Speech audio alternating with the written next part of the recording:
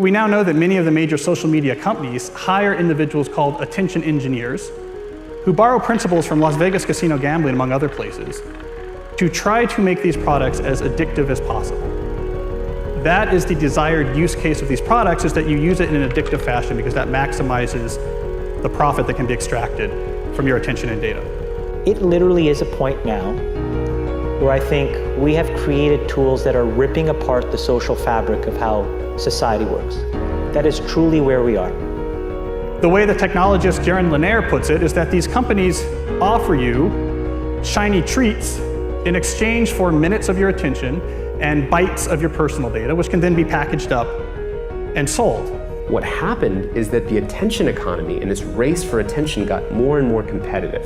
And the more competitive it got to get people's attention on, say, a news website, the more they need to add these design principles, these more manipulative design tactics, as ways of holding on to your attention. You don't realize it, but you are being programmed. Social media tools are designed to be addictive. The actual desired use case of these tools is that you fragment your attention as much as possible throughout your waking hours. That's how these tools are designed to use. Well, we have a growing amount of research which tells us that if you spend large portions of your day in a state of fragmented attention, so large portions of your day where you're constantly breaking up your attention, take a quick glance, do a just check, and just quickly look at Instagram, that this can permanently reduce your capacity for concentration. I am especially worried about this when we look at the younger generation coming up, which is the most saturated in this technology. And it's very addictive because if you pull on the slot machine arm enough, you will win. And you never know which pull will reward you. That's an addictive behavior, and it's dopamine that is driving that addiction. So what happens with social media is Robert Sapolsky, who did the foundational research on this at Stanford, calls it the magic of maybe.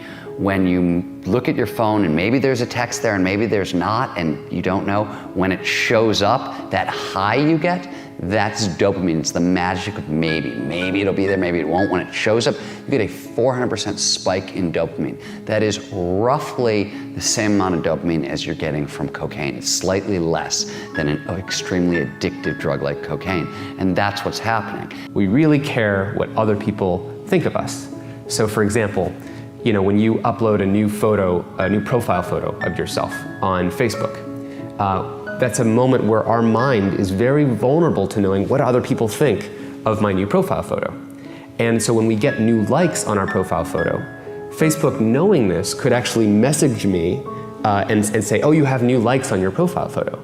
And it knows that we'll be vulnerable to that moment because we all really care about when we're tagged in a photo or when we have a new profile photo. And the thing is that they control the dial, the technology companies control the dial for when and how long your profile photo shows up on other people's news feeds. So they can orchestrate it so that other people more often end up liking your profile photo over a delayed period of time, for example, so that you end up having to more frequently come back and see what the new likes are. And it's literally rewiring our brain. Even social media, the challenge is, with these terms like Facebook depression and everything, because what's that?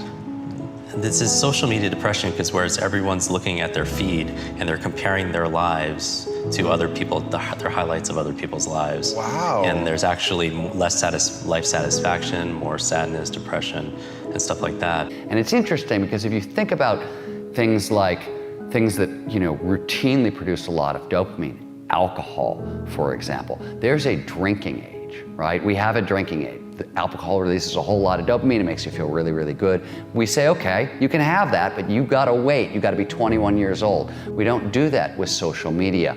We're, essentially putting highly addictive drugs into the hands of kids before they have any natural defenses against them. And what you're seeing with internet addiction, with social media addiction, it's the same thing over and over. It's people trying to change their state of consciousness with a device trying to get at the underlying neurochemical chemistry, and it's very, very addictive. And so I would say the problem with the gadgets, and I mean, they're amazing things, is that they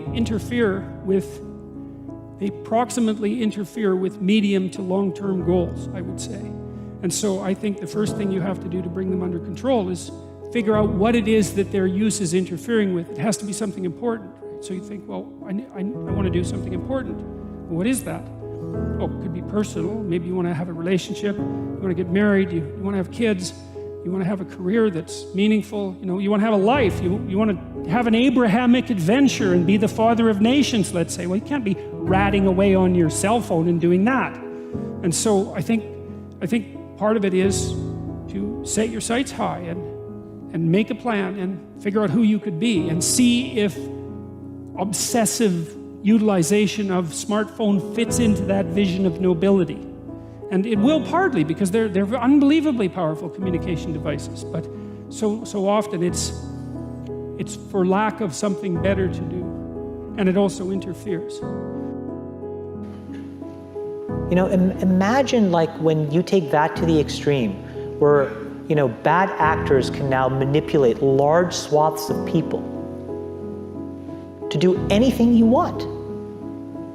It's a really, really bad state of affairs. And we compound the problem, right? We curate our lives around this perceived sense of perfection because we get rewarded in these short-term signals, hearts, likes, thumbs up, and we conflate that with value and we conflate it with truth. And instead what it really is fake, brittle popularity. That's short-term and that leaves you even more, and admit it, vacant and empty before you did it. Because then it forces you into this vicious cycle where you're like, what's the next thing I need to do now? Because I need it back. Think about that compounded by 2 billion people. And then think about how people react then to the perceptions of others. It's really bad. So we know from the research literature that the more you use social media, the more likely you are to feel lonely or isolated. We know that the constant exposure to your friends' carefully curated positive portrayals of their life can leave you to feel inadequate and can increase rates of depression. And something I think we're going to be hearing more about in the near future is that there's a fundamental mismatch between the way our brains are wired and this behavior of exposing yourself to stimuli with intermittent rewards throughout all of your waking hours. So it's one thing to spend a couple hours at the slot machine in Las Vegas, but if you bring a slot machine with you and you pull that handle all day long from when you wake up to when you go to bed, we're not wired from it. It short circuits the brain, and we're starting to find that it has actual cognitive consequences, one of them being this sort of pervasive background hum of anxiety. Here's the thing. The world we live in isn't real. Social media isn't real. And by design, social media rewards us for showing our best life. The edited, posed, champagne, Michelin star, holiday, orchestrated best angle of our life, the highlight reel. But you don't ever see real life, the 99% of our lives, the behind the scenes, the unglamorous, unfiltered, day-to-day, bland normality. And you end up comparing your behind the scenes to other people's fake highlight reel and using others as a mirror or benchmark for how you should look, how successful you should be, or how you should live.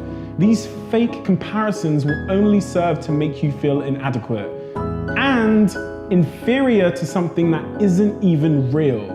Research continually shows that comparing your life to someone else's creates envy, low self-confidence, low self-esteem, and depression.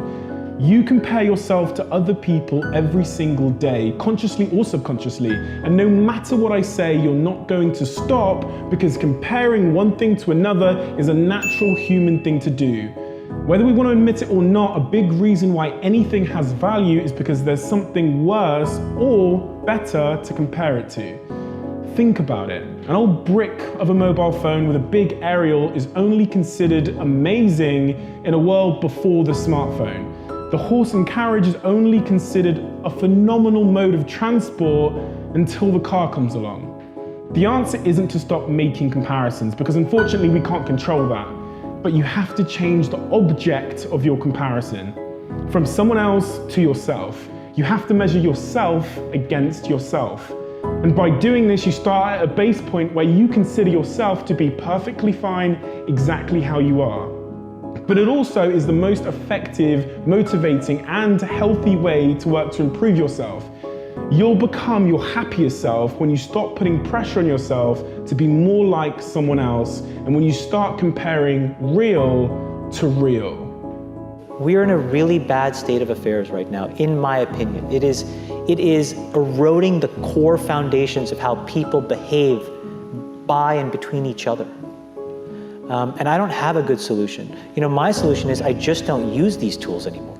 I haven't for years. It's created huge tension with my friends, huge tensions in my social circles. If you look at, like, you know, my Facebook feed, I've posted maybe 2 times in 7 years. 3 times, 5 times. It's like it's less than 10. And it's weird. I guess I kind of just innately didn't want to get programmed. And so I just tuned it out. But I didn't confront it. And now to see what's happening, it really bums me out. Back in the 1970s and the early 80s at Xerox PARC, when Steve Jobs first went over and saw the graphical user interface, the way people talked about computers and what computers were supposed to be was a bicycle for our minds. That here we are, you take a human being, and they have a certain set of capacities and capabilities.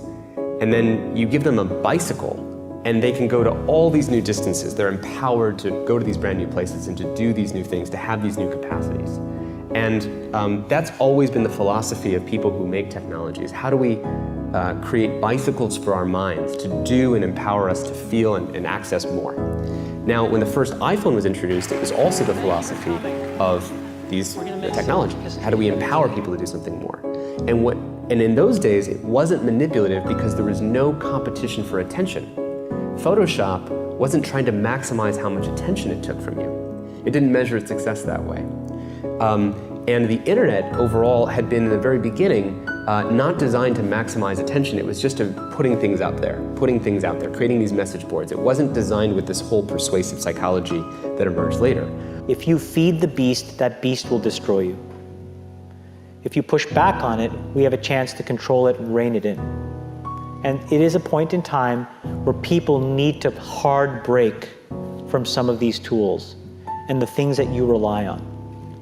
The short-term dopamine-driven feedback loops that we have created are destroying how society works. No civil discourse, no cooperation, misinformation, mistruth. And it's not an American problem. This is not about Russian ads. This is a global problem. Mr. Zuckerberg, would you be comfortable sharing with us the name of the hotel you stayed in last night?